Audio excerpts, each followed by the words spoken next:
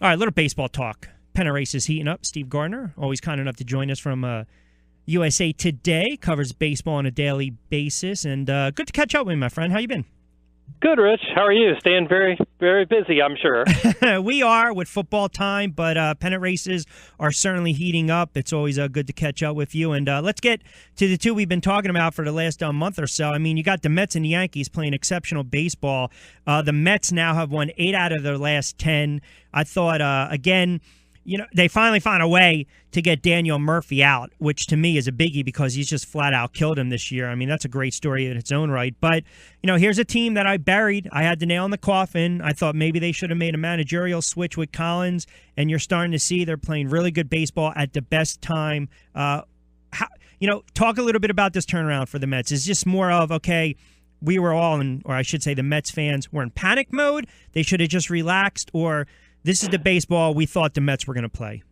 Yeah, this is the team gelling at the best possible time once again. I mean, it's a magical thing. I don't think that Jay Bruce is giving them the same lift that Yoenis Cespedes did last year at the trade deadline, but somehow or another they're able to make it work.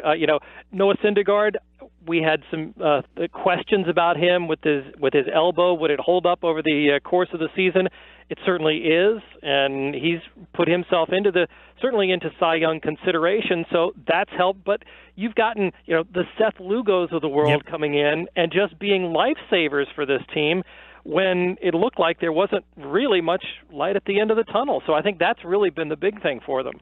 And then conversely, you look at the Yankees as well, 8 out of their last 10. They get a gutty performance last night from CC Sabathia. They blanked the Dodgers 3-0. They got a couple of big home runs as well from guys, bench players, if you will, finally waking up Gregorius. And then we're seeing with Sanchez, even though he had a couple homers against Tampa a couple of days ago, he's kind of cooled off. But you're seeing, again, these young bats of the Yankees, and when they needed a big-time pitching performance by Sabathia in the midst of a playoff race, they finally got one. Yeah, they sure did. And this is, I think the Mets you could probably see because the NL East is not that great outside of Washington, but the Yankees being able to come back and be a factor in not only the wild card race. I mean, what are they, 4 games out in the division, something like that? Yeah, they're hanging around. Yep. That's just amazing. And to sell off Aroldis Chapman, Andrew Miller, and Carlos Beltran, and have all the guys, the young kids stepping in.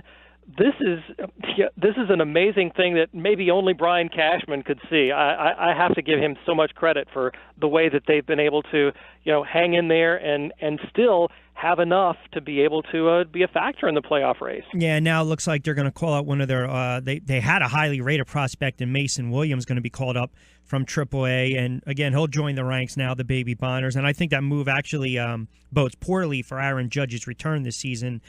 Yankees are 17-6 in their last 23. I'm sorry, the Mets are 17-6 in their last 23, and the Yankees have basically the same type of stretch, and I'm just wondering, if you look at those two, I think the Mets had the better chance. See, I trust the Mets a little more right now.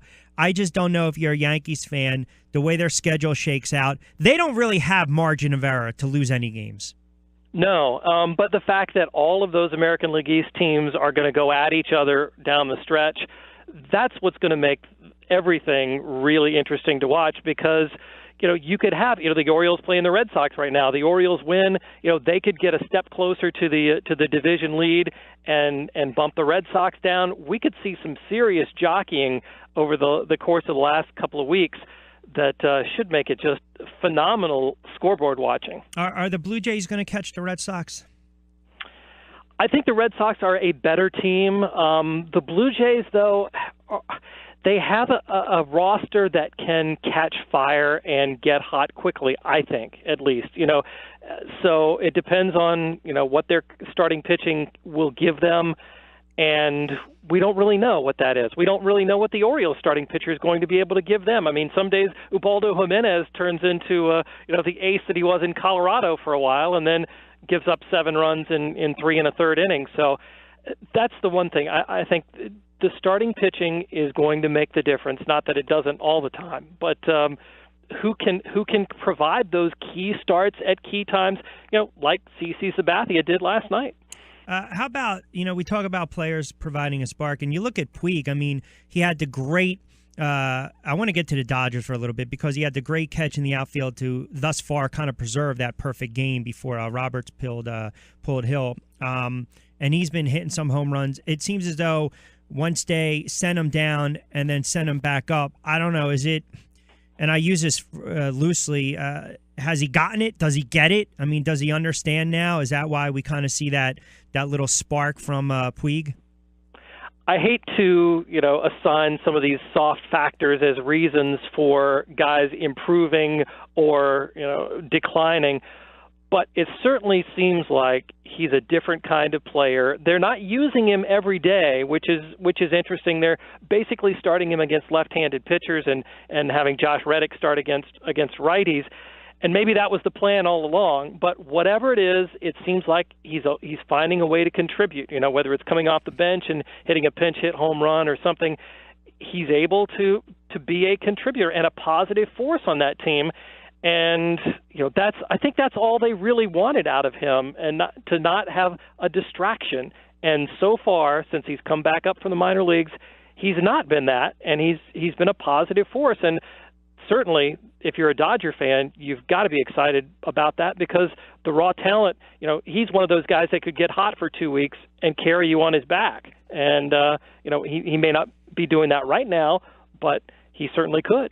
Kershaw missed 75 days this season with a lower back injury, and I'm sure it's going to take a start or two for him to get back to maybe that 100 pitch count. But to me, if they're going to hold off the Giants and make a run, I mean, it's pretty clear that they're going to need Clayton Kershaw in the starting rotation. When that does occur, how effective do you think he's going to be? I think he's going to be the Clayton Kershaw of old. I mean, they gave him plenty of time to have his back get to as close to 100% as it's going to get this season. And so with that in mind, I think he looked decent enough in his first start back, and I think he can only get better. So then you put him on top of Rich Hill, and Julio Urias has been very good as well, and Kenta Maeda. That's a rotation that can take you far in the playoffs. So yeah, if you get vintage Kershaw or even 90% Kershaw, that's a super boost for the end of the season and into the playoffs. Did you have a problem with them pulling Hill the other day because of the blister on his finger? I didn't. And as you look at what was the best you could expect from Rich Hill to do in those final 2 innings, I mean, do you just leave him out there and risk the blister getting worse until he gives up a hit? And he goes through the 8th inning. Do you keep putting him out there? I think that was the right move. It was a difficult move. And with the blister issue, again, you want Rich Hill healthy for the rest of the season and the playoffs. You don't want to risk something like that. We always bring up Johan Santana when you're talking about guys trying to chase history. And, maybe it didn't end his career when he chased that no-hitter and threw, 130, 140 pitches. But he certainly wasn't the same since. And I think Dave Roberts has had that situation before with Ross Stripling. Yep. Remember at the beginning of the season, he pulled the young guy with the no-hitter intact, and he did the same with Rich Hill.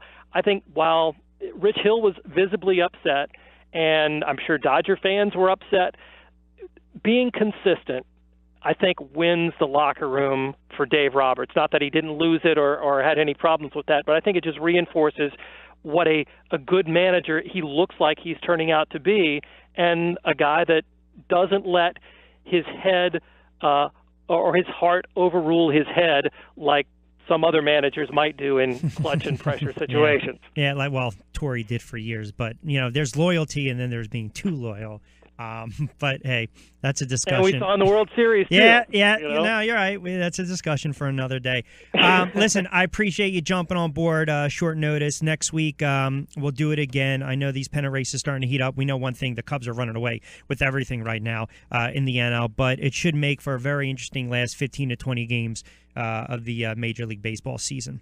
In the other 5 divisions. Oh, certainly. Yeah, absolutely. Absolutely. All right, my friend, I appreciate a couple moments. We'll talk next week. Thanks as always, Steve. You got it, Rich. Take care. You got it. Steve Gardner, USA Today.